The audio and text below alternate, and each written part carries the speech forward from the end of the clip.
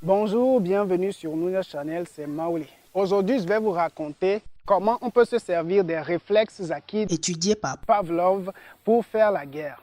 Oui, le titre de la vidéo peut étonner, mais vraiment, on s'est servi de ces réflexes-là comme arme de guerre. Et dans quel pays cela s'est passé?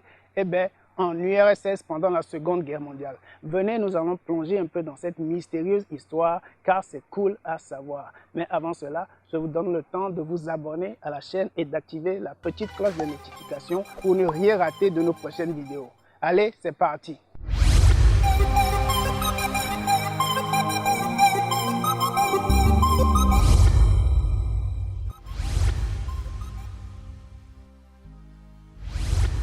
Le russe Mikhail Pavlov a donc étudié les réflexes acquis. Déjà, les réflexes, c'est quoi?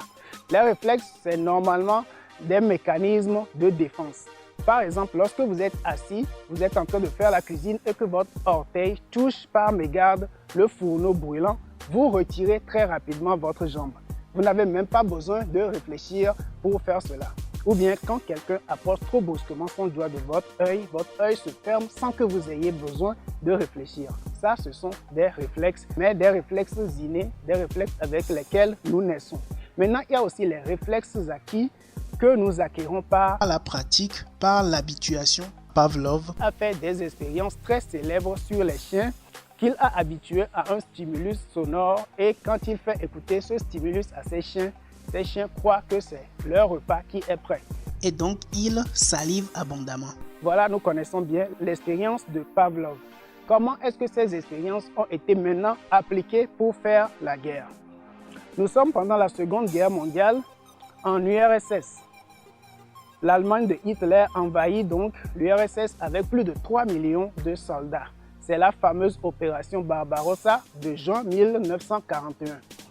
Là, sur la ligne de front, on voit toute une colonne de chars allemands appelés les Panzer qui étaient très destructeurs et très craints à l'époque. Un jour, les conducteurs allemands de ces chars-là sont tout à fait surpris de voir des dizaines et des dizaines de chiens débouler sur le champ de bataille.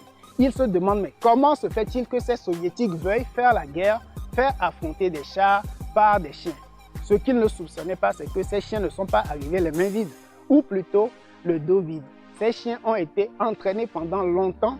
C'est-à-dire que des scientifiques de l'armée rouge, l'armée de l'URSS, ont entraîné ces chiens de telle manière que ces chiens ont pris l'habitude d'aller chercher leur repas sous des chars. On posait des assiettes pleines sous des chars et eux, ils allaient trouver leur nourriture là-bas. Autrement dit, dès que ces chiens voient un char, ils se disent « Eh bien, les amis, venez, il y a à bouffer ». Ainsi, sur le champ de bataille, on leur a mis des ceintures d'explosifs avec des détonateurs très simples sur le dos. Lorsqu'ils voyaient les chars allemands approcher, ils croient directement qu'il y a leur nourriture là-bas. Alors, ils s'engouffrent sous ces chars-là et le détonateur se déclenche et ces chiens explosent, faisant ainsi sauter plus de 300 chars allemands. La méthode était si efficace que les Allemands ont dû prendre des mesures pour empêcher ces chiens-là d'entrer sous leurs chars et de les détruire. C'est une ingénieuse méthode pour faire la guerre. Moi, personnellement, je n'aurais jamais pu y penser. Ce qu'il y a, c'est que peu de temps après ces premières expériences pratiques sur le terrain, il y a eu un cataclysme. Les chiens, pendant une bataille, ont été si effrayés par le bruit des obus de mortier qu'ils se sont éparpillés partout, entrant même sous des chars soviétiques et les faisant sauter.